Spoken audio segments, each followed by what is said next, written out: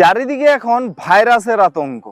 তো এই ভাইরাস কি শুধুমাত্র বেগুন চাষেই থাবা বসাচ্ছে? না, এ বেগুন ছাড়াও লঙ্কা, টমেটো, ঝিঙে, করলা, শসা প্রত্যেকটা ফসলকে ভাইরাস এখন কঠিন চ্যালেঞ্জের মুখে ফেলেছে, কঠিন হুমকির মুখে ফেলেছে এবং চাষিদেরকে নাজেহাল করে ছেড়ে দিচ্ছে। তো আজকে আমিও চ্যালেঞ্জ করছি, আপনারা যদি একটু ঠিকঠাক ভাবে গুছিয়ে কাজগুলো করেন তাহলে আপনার জমি থেকে ইজিলি 60 থেকে 70% ভাইরাস ইজিলি তাড়িয়ে দেবেন, কোনো টেনশন ছাড়াই, ঝামেলা ছাড়াই। এবং আমি আজকে এতটা কনফিডেন্সের সাথে যে কথাটা বলছি আপনাদেরকে, সেটা হচ্ছে আমার দীর্ঘদিন সাধনার ফল। সেই সাধনার ফলাফল আজ আমি আপনাদের প্রত্যেকের সাথে শেয়ার করতে চাই। আপনারা আমাকে প্রচুর দিয়েছেন, প্রচুর ভালোবাসা দিয়েছেন, সম্মান দিয়েছেন, প্রতিষ্ঠা দিয়েছেন। আমিও আপনাদেরকে রিপ্লাই কিছু ফেরত দিতে চাই। তো আজকের ভিডিওটা শুধুমাত্র একটা ভিডিও হিসেবে আপনারা দেখবেন না, ভিডিওটাকে একটা ক্লাস হিসাবে দেখুন। তো এই ভাইরাস প্রসঙ্গ যখনই আসে তখন আমাদের কৃষি বিজ্ঞান একটা কথা বলে যে গাছকে উপড়ে দূরে কোথাও মাটি চাপা দিয়ে দিন। তো এইভাবে কি সমাধান সম্ভব? কত কত গাছ আমরা মাটি থেকে তুলে অন্য জায়গায় মাটি চাপা দিয়ে দেব, এইভাবে কিভাবে চলবে? আর আরেকটা কথা আমরা শুনতে ভীষণ ভাবে অভ্যস্ত যে ভাইরাসের কোনো ওষুধ নেই। তাহলে কি আমরা চাষ ছেড়ে দেব? একেবারেই না। তো তাহলে আজকে এই বেগুনের ভাইরাস বা যে কোনো ফসলে যে ভাইরাস লেগে যায়, ভেন্ডিতেও ভাইরাস লেগে যায়, এগুলো আপনারা কিভাবে কন্ট্রোল করবেন একেবারে সহজে, সেই বিষয়টা নিয়েই আলোচনা করতে চলেছি। আরেকটা অনুরোধ করব, যারা এখনো আমার এই চ্যানেলটিকে সাবস্ক্রাইব করেননি, চ্যানেলটিকে সাবস্ক্রাইব করুন, ভিডিওগুলো দেখুন এবং ভিডিওগুলো প্রচুর সংখ্যক মানুষের মধ্যে ছড়িয়ে দিতে থাকুন। তো এই ভাইরাস প্রসঙ্গে যখন কথা হয় তখন আমরা কি বলে থাকি যে সাদামাছিকে কন্ট্রোল করুন। সাদামাছিও ভাইরাসের একটা বাহক। অন্যান্য যে শোষক পোকাগুলো রয়েছে, মানে ধরুন জাব পোকা রয়েছে বা ধরুন সবুজ শ্যামা পোকা রয়েছে, এরাও কি হয় ভাইরাসকে ছড়াতে সাহায্য করে। এদেরকে কন্ট্রোল করুন। তাহলে এর জন্য আমরা বিভিন্ন ধরনের কীটনাশক অ্যাপ্লাই করে থাকি, অল্টারনেট ভাবেও আরো অ্যাপ্লাই করে থাকি আলাদা আলাদা, যাতে ওষুধের কার্যকারিতাটা বাড়ানো যায়। কিন্তু তা সত্ত্বেও আমরা একে কন্ট্রোল করতে পারছি না কেন? তার একটাই কারণ, এই যে ভাইরাসের ক্ষেত্রে যে আমরা কীটনাশক প্রয়োগ করব বিভিন্ন শোষক পোকাগুলোকে কন্ট্রোল করার জন্য, এরা ভাইরাসটা ছড়াতে দায়ী থাকে মাত্র 30%। মানে বুঝুন, আপনার ভাইরাসের প্রবলেমটা যদি 100% হয়, 30% জুড়ে রয়েছে আপনার এই কীটনাশক এইগুলো আপনারা স্প্রে করবেন, তাহলে ওই 30% কন্ট্রোলের জায়গায় থাকবে এবং বাকি যে 70% রয়েছে সেখানেই আসল খেলাটা রয়েছে। তো আমরা যখন একটা কোনো প্রবলেমের আমরা একেবারে সেটার ভেতরে না প্রবেশ করব, ততক্ষণ না পর্যন্ত সেই প্রবলেমটার আমরা সলিউশন বার করতে পারবো না।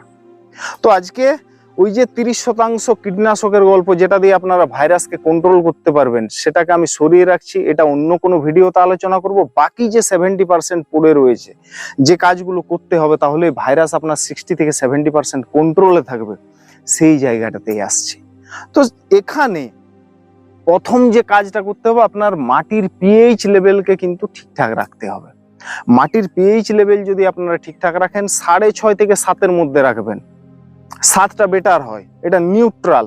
এবং যখন আপনার মাটির পিএইচ লেভেল 7-এ থাকবে, তখন আপনি মাটিতে যে কোনো খাবার দেবেন বা মাটির মধ্যে যে খাবার থাকবে সেটা গাছ কিন্তু ইজিলি নিতে পারবে।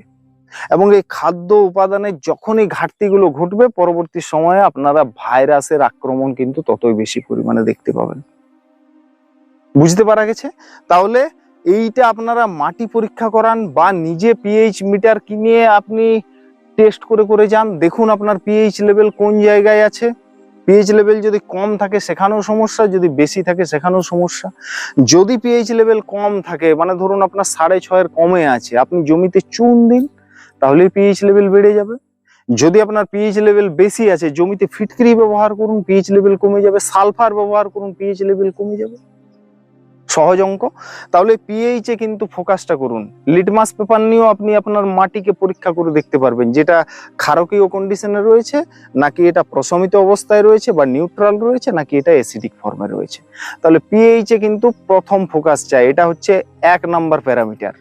তো এরপরে যে দ্বিতীয় খাদ্য উপাদানটার কথা বলবো, সেটাই আপনাদের এই জমির যে ভাইরাস বলছি যে 60 থেকে 70% ইজিলি কন্ট্রোল করে দেবে, তো একাই 50% দেখে নেবে। আপনার মাটির পিএইচ শর্ত হচ্ছে মাটির পিএইচ ঠিকঠাক থাকতে হবে। তারপরে জিঙ্ক, এই জিঙ্ক কিন্তু বিশাল রোল প্লে করবে।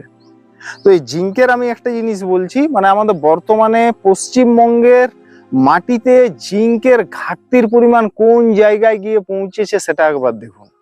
আপনি যখন বারবার উচ্চ ফলনশীল ফসলের চাষ করবেন, অটোমেটিক্যালি জিঙ্কের মাটিতে ঘাটতি হবে। আপনার যদি বেলে মাটি হয়, অটোমেটিক্যালি জিঙ্কের ঘাটতি লক্ষ্য করা যাবে। আপনার যদি ল্যাটেরাইট বা লাল মাটি হয়, সেখানেও অটোমেটিক্যালি আপনার জিঙ্কের ঘাটতি ওখানে প্রকট হবে। এই সমস্যাগুলো আপনারা ফেস করবেন।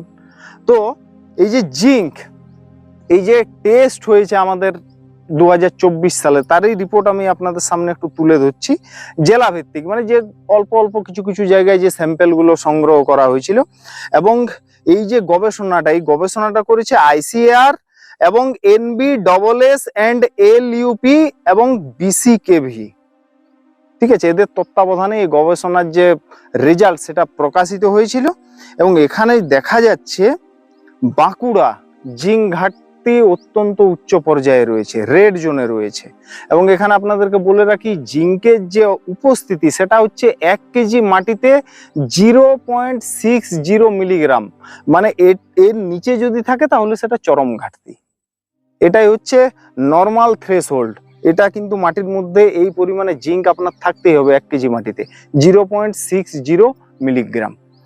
এরপরে পুরুলিয়া তো রেড জোনে রয়েছে, অত্যন্ত হাই ডেফিসিয়েন্সি রয়েছে জিঙ্কের।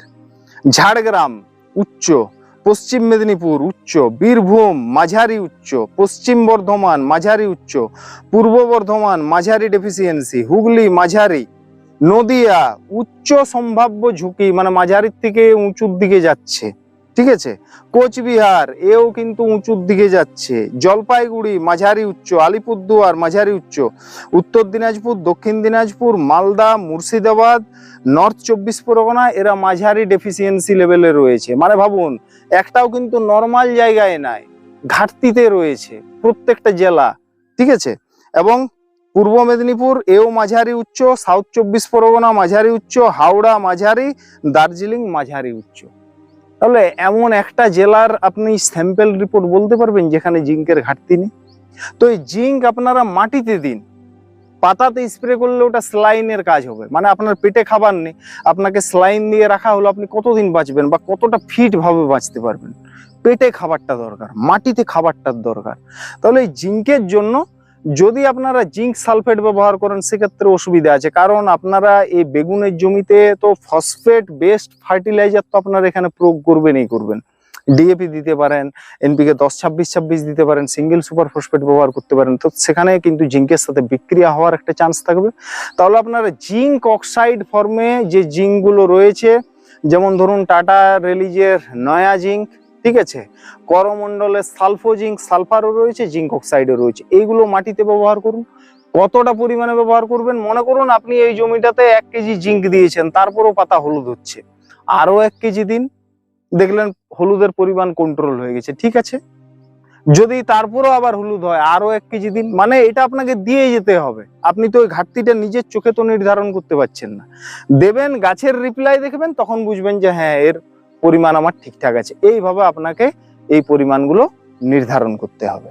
এরপরে 3য় নম্বর খাদ্য উপাদান, যেটারও কিন্তু আপনার জমিতে ঘাটতি থাকা চলবে না, সেটা হচ্ছে পটাশিয়াম। এবং এই পটাশিয়ামের ক্ষেত্রে বলছি, পটাশিয়ামও আমাদের পশ্চিমবঙ্গের মাটিতে কি হচ্ছে, 55 থেকে 90% পর্যন্ত ঘাটতি পাওয়া যাচ্ছে। আর আমরা কি হচ্ছে, আমরা পটাশ তো এনে মাটিতে দিচ্ছি, সে পটাশ যে আমরা কতটা অরিজিনালি পটাশ দিচ্ছি সেটাও বোঝা যায় এখনকার দিনে যা মানে আর কি শুরু হয়েছে। তাহলে পটাশটাও কিন্তু আপনাদেরকে মেনটেন করতে হবে। মাটির পিএইচ মেনটেন করলেন, জিঙ্ক দিলেন, পটাশটাও কিন্তু আপনাদেরকে দিতে হবে একইভাবে, একই পরিমাণে। ওই যে বললাম যে বোঝার কোনো ব্যাপার নেই, এইভাবে আপনি পরিমাণ মতো, আপনারা তো চাষ করছেন, একটা এরিয়ায় কতটা পটাশ দিলে সুবিধা হয় সেই অনুযায়ী দেবেন। পটাশটারও দরকার, কিন্তু যেন মাটিতে ঘাটতি না থাকে। 3য় নম্বর খাদ্য উপাদানের গল্প গেল। 4র্থ নম্বর খাদ্য উপাদানে যেটা আসছে সেটা হচ্ছে সালফার। আপনাদেরকে কিন্তু সালফারও দিতে হবে। এবং সালফার যখনই প্রয়োগ করবেন তখনই দেখবেন আপনার জমিতে ইজিলি 40% শোষক পোকার উপদ্রব কিন্তু কমে যাবে। তাহলে সালফারটা দিলেন, এও ছত্রাকনাশকেরও কাজ করবে, গাছকেও সবুজ রাখবে, সতেজ রাখবে। পাশাপাশি কি হবে, আপনার গাছের মধ্যে যদি পর্যাপ্ত সালফারের উপস্থিতি থাকে শোষক পোকার পরিমাণ কম আসবে। মিলিয়ে নেবেন পরীক্ষা করে। তাহলে সালফারটাও একই রকম ভাবে, ওই যে বললাম সালফোজিঙ্ক আপনারা ব্যবহার করতে পারেন, ওর মধ্যেও সালফার রয়েছে। 80% যেগুলো ছত্রাকনাশক সালফার সেগুলো আপনারা রাসায়নিক সারের সাথে মিশিয়ে দিতে পারেন। সালফারের মোটামুটি দেওয়ার ক্ষেত্রে সেরকম একটা সমস্যা নেই, আপনারা পটাশের সাথে দিতে পারেন ইজিলি, ইউরিয়ার সাথে দিতে পারেন। তাহলে সালফারটাও কিন্তু প্রয়োজন, সালফারটাও কিন্তু লাগবে। সালফার দিলেন।